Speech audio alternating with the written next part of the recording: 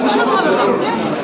আমাদের যে অক্লান্ত পরিশ্রম মমতা বন্দ্যোপাধ্যায় কর্মীদের মানুষের কাছ থেকে স্বীকৃতি পেয়ে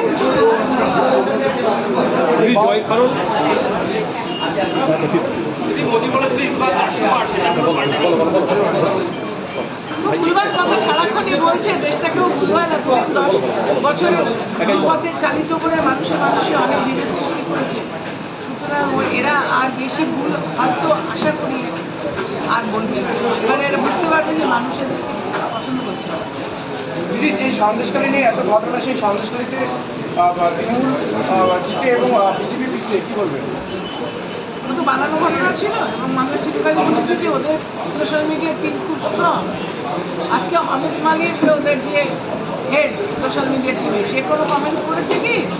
এগুলো তাকে জিজ্ঞেস করো। কারণ আমরা বরাবরই বলেছি এগুলো ফেক নিউজ, দিলকে তাল করে মিডিয়ার একাংশকে জড়িয়ে নিয়ে মানুষকে বিভ্রান্ত করার চেষ্টা, অশান্তি লাগাবার চেষ্টা।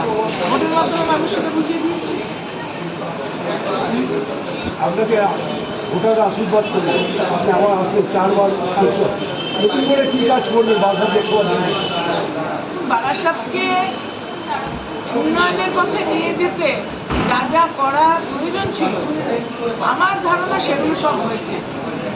প্রশস্ত রাস্তা হয়েছে, চারিদিকে হাইমাস লাইট হয়েছে, পরিশুদ্ধ পানীয় জল হয়েছে, নিকাশি ব্যবস্থা হচ্ছে, মেট্রো প্রায় এদিকে আসছে, সুপার স্পেশালিটি হাসপাতাল, মেডিকেল কলেজ হয়েছে। খুব বেশি কাজ তো বাকি নেই। এবারে মানুষের দাবির মতন নাগরিক যারা থাকেন সেই বারাসাত সংসদীয় এলাকাবাসীর দাবি মতন কাজ হবে। এই লক্ষ্মীর ভান্ডার কতটা প্রভাব ফেলতে পারলো?